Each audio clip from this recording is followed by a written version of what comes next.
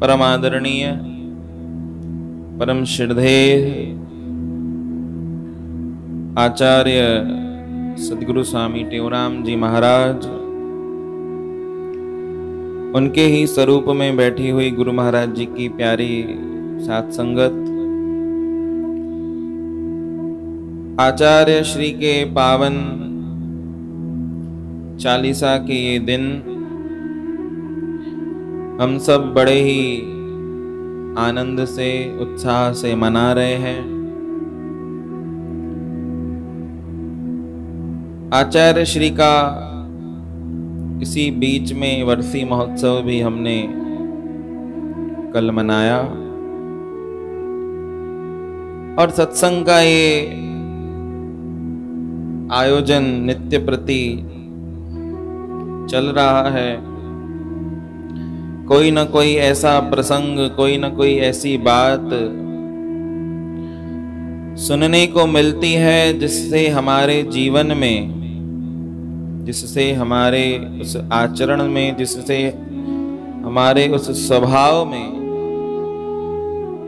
तनिक मात्र भी अगर परिवर्तन आ जाए तो कहते हैं कि यहाँ पर आना सफल हो जाता है। प्रेम से बोलो श्री राम।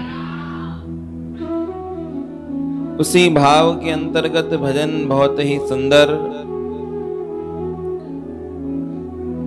कि भरोसा जिसी का भगवान में है,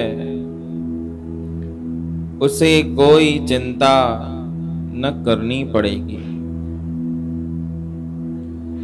बहुत ही सुंदर भाव है कि जमाना उसी को डुबाना ही चाहे, मगर नाव उसकी तरेगी तरेगी।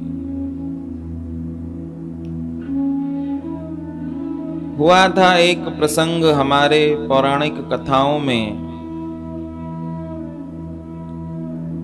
हुई थी ऐसी मार्मिक घटना जो इतिहास में और किसी शास्त्र में देखने को नहीं मिलती है कि वो याज्ञसेनी, जिसका जन्म यज्ञ से हुआ, जिसको सब लोग हम जानते हैं द्रौपदी के नाम से, वो अचानक से एक सभा में, उस अवस्था में, उस अपमानजनक अवस्था में बुलाई गई कि जिस अवस्था में घर के लोग भी देखने से लज्जित हो जाते हैं, उस अवस्था में उस द्रौपदी को केशों से खींचकर लेके आने का आदेश दिया गया। प्रेम से बोलो श्री राम। सतनाम साखी, सतनाम साखी।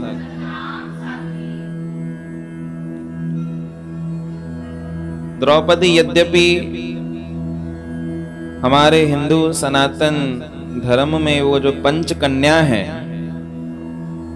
उन पंच कन्याओं में एक है, उनको कन्या का दर्जा दिया जाता है। कितनी अजीब बात है। मन बोलेगा कि जिस स्त्री के 5-5 पति हैं उसको कन्या कैसे कह सकते हैं, परंतु शास्त्रों की बातें यद्यपि देखने में कुछ होती हैं, परंतु उनके अंतर्निहित भाव जो होता है वो अलग होता है। 5 कन्या जिनको पंच कन्या कहा जाता है, जिसमें अहिल्या, द्रौपदी, तारा, मंदोदरी और कुंती। प्रेम से बोलो श्री राम। और कहा जाता है कि नित्य अगर दिन में एक बार भी इनका नाम ले लिया जाए तो जीव सर्व पातक नाशकम, जो पाप होते हैं उससे जीव बच सकता है, नाश हो जाते हैं। प्रेम से बोलो श्री राम। तो शास्त्र हमको प्रेरणा देते हैं कि इतनी जल्दी किसी के बारे में राय नहीं बनाना चाहिए। अहिल्या का भी इतिहास कैसा है, कुछ अलग है। वही अहिल्या जो गौतम ऋषि की नारी थी। द्रौपदी का भी इतिहास हमसे छुपा हुआ नहीं है। और तारा जो गुरु बृहस्पति की पत्नी थी, वो भी उन पंचकन्याओं में आती है। मंदोदरी वो रावण के साथ रहती थी। प्रेम से बोलो श्री राम।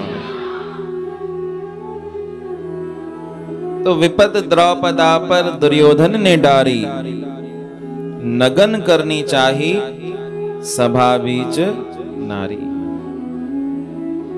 आदेश दे दिया दुशासन को कि जिस अवस्था में भी द्रौपदी हो, उस अवस्था में उसको हाथ से ससम्मान नहीं लेके आना है, अपितु उसको धिक्कार कर अपमानजनक अवस्था में अपने हाथ से या कैसे भी उसको लेके आना है। प्रेम से बोलो श्री राम। पहले तो मना कर दिया था द्रौपदी ने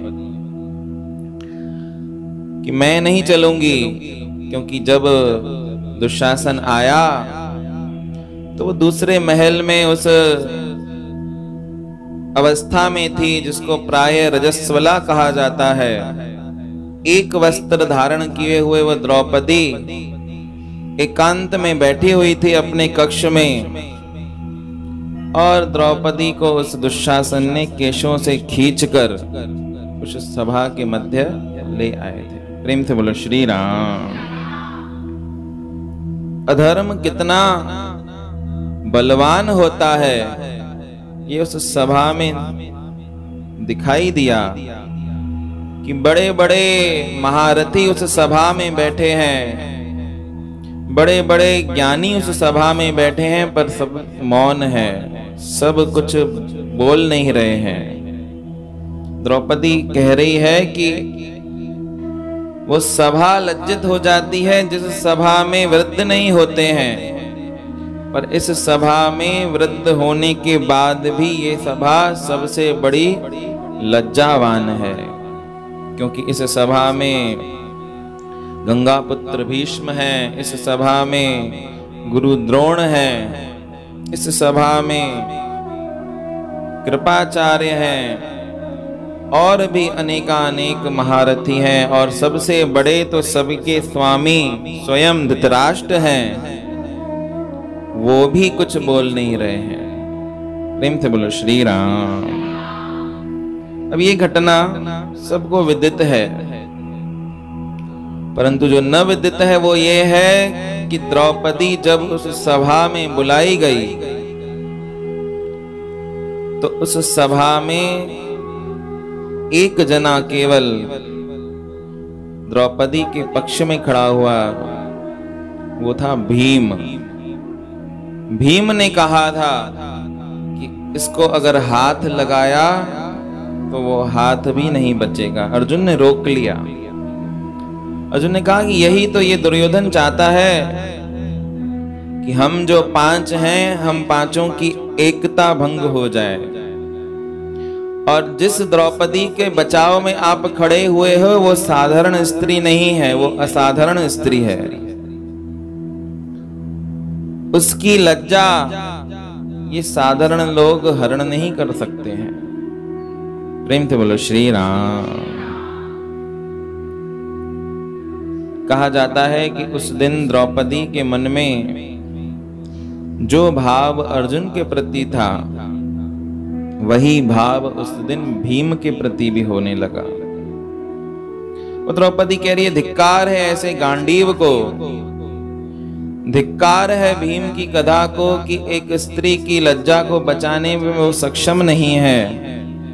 ऐसे बड़े बड़े धनुष और बड़ी बड़ी गदाएं लेकर बैठने का कोई काम ही नहीं है। प्रेम से बोलो श्री राम। अब ये सारी घटना घटित हो रही थी और भगवान श्री कृष्ण उस समय द्वारका में बैठकर सत्यभामा के साथ चौसर खेल रहे थे। परंतु चौसर खेलने के बाद भी उनका जो ध्यान था, कंसंट्रेशन जिसको बोलते हैं, वो उसमें लगा नहीं था। सत्यभामा पूछने लगी कि आप इतने समय के बाद हमारे साथ बैठे हो, परंतु आपका जो ध्यान है वो यहाँ पर नहीं है। बार बार चला रहे हो चाल और फिर उठ के जा रहे हो, चला रहे हो फिर उठ के जा रहे हो, किसको देख रहे हो? भगवान कहने लगे कि मैं ना किसी की प्रतीक्षा कर रहा हूं। किसकी प्रतीक्षा कर रहे हो? भगवान कहने लगे कि मैं उस द्रौपदी की प्रतीक्षा कर रहा हूं कि वो एक एक से सहायता मांग रही है, परंतु जो यहाँ पर सहायता देने के लिए आतुर बैठा है उसको बुला नहीं रही। प्रेम से बोलो श्री राम। सत्यभामा ने कहा कि आपको इतनी ही चिंता है तो आप स्वयं चले जाओ। भगवान कहने लगे कि मैं ऐसे जा नहीं सकता। जब तक द्रौपदी स्वयं मुझे पुकार नहीं करेगी तब तक मैं उसके पास नहीं जा सकता। सत्यभामा ने उस आशय को समझ लिया। शास्त्र कहते हैं कि वही सत्यभामा प्रतीक के रूप में, जो सत्यभामा यानी सत्य का बोध कराने वाली स्थिति है, वही सत्य का बोध उस समय उस द्रौपदी को हो गया कि कोई भी संसार में किसी का नहीं है। यही सत्य का बोध है जो तब हमारे जीवन में आता है जब हम ऐसी स्थिति में खड़े हो जाते हैं कि जहां पर केवल परमात्मा के सिवा कोई भी हमारा साथ नहीं निभाता है। उस सभा में भी यही हुआ कि कहते हैं कि दुशासन ने इतनी साड़ी खींच ली कि केवल तनिक छोर मात्र उस द्रौपदी के अंग पर रह गया। बाकी साड़ी जो साड़ी थी उस दुशासन ने खींच ली थी। प्रेम से बोलो श्री राम।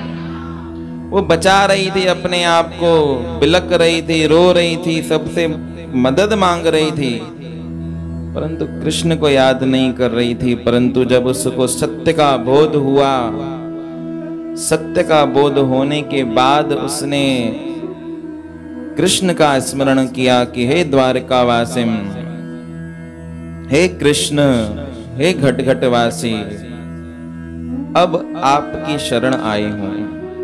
और कहते हैं कि उसी समय जो छोर पकड़ के बैठी थी, जो बचा रही थी अपनी लज्जा को, वो छोर भी उसने छोड़ दिया और सब भार उस परमात्मा कृष्ण के ऊपर रख दिया। उसका केवल पुकारना मात्र था, उसका केवल स्मरण करना मात्र था। परमात्मा तो आतुर बैठे थे, लालायित बैठे थे। परमात्मा कह रहे थे कि एक बार केवल बुला दे तो मैं जल्दी से पहुंच जाऊं। और परमात्मा उसी समय वस्त्र का रूप धारण करके उस सभा में प्रकट हो गए।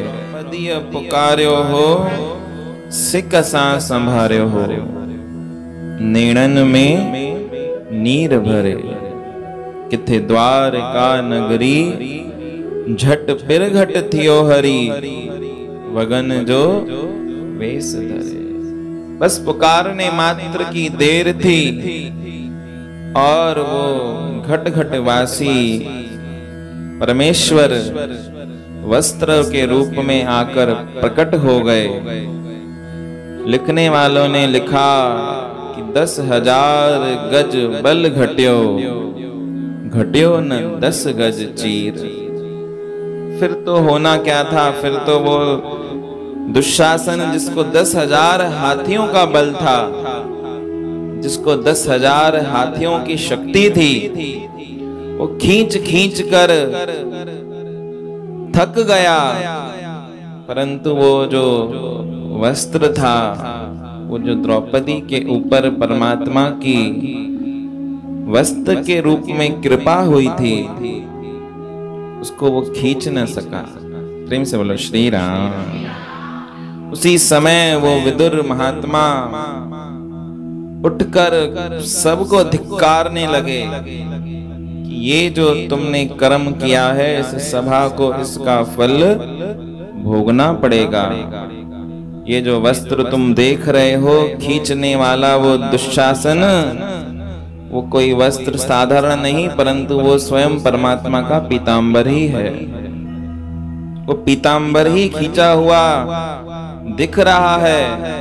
अभी भी तुमको अकल नहीं आ रही, अभी भी तुम्हारी बुद्धि भ्रमित है कि जिसके ऊपर वो परमात्मा हाथ रख देते हैं, उसके ऊपर कोई भी संकट आ नहीं सकता।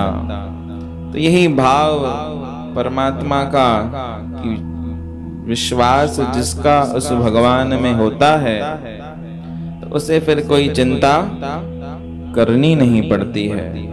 स्वयं परमात्मा ही ऐसा स्थिति बना देते हैं, स्वयं परमात्मा ही ऐसे स्थिति में उस भक्त को डाल देते हैं कि उसके विश्वास को बल मिले, उसके विश्वास को कभी कम नहीं होने देते हैं। केवल भक्त मरने की देर होती है, केवल उस भगवान के ऊपर आश्रित होने की देर होती है। तो वो द्रौपदी पंच कन्याओं में एक है, उस दिन उस द्रौपदी का नाम पड़ गया कृष्णा, क्योंकि भगवान कृष्ण ने उनको रक्षित किया था अपने आशीर्वाद से, अपनी कृपा से, अपनी दया से। तो भगवान के नाम से ही उस द्रौपदी का नाम भी कृष्णा पड़ गया। और भी बहुत नाम है, पांचाली, द्रौपदी, याज्ञसेनी, कृष्णा। तो ये भक्तों की कथाएं हमको ये बात बतलाती हैं कि हमारे जीवन में भी अगर विश्वास की प्राथमिकता होगी तो फिर चिंता करनी नहीं पड़ती है। जमाना तो संतों को से हंसी करता आया, परमानंद संतों से झगड़ा लगाया। जमाने ने सोचा महिमा घटेगी घटेगी, मगर नाव उसकी तरेगी तरेगी। यद्यपि पुराना भजन है, बहुत समय से गाते हैं हम, पर भाव बहुत नया है, अच्छा है। भाव यही है कि उस भगवान के ऊपर विश्वास करना जरूरी है। जिन जिन ने भी भगवान के ऊपर विश्वास रखा, उनके जीवन में प्राय हमेशा भले संकट आते हैं, परंतु उस संकट आने के बाद भी उस भक्त का कुछ विनाश, कुछ अनहोनी नहीं होती है। तो आचार्य श्री सद्गुरु स्वामी टेवराम जी महाराज वो भी हमको यही प्रेरणा देते हैं कि उस प्रभु परमात्मा के ऊपर, भगवान के ऊपर विश्वास रखो। उस परमात्मा के ऊपर विश्वास रखोगे तो सारे काम, सारे कार्य वो स्वयं सिद्ध करते हैं। तो केवल भक्त बनने की देर है। जिस दिन हम भक्त बन जाएंगे तो परमात्मा भगवान स्वयं हमारा पोषण करते हैं, स्वयं हमारा रक्षण करते हैं।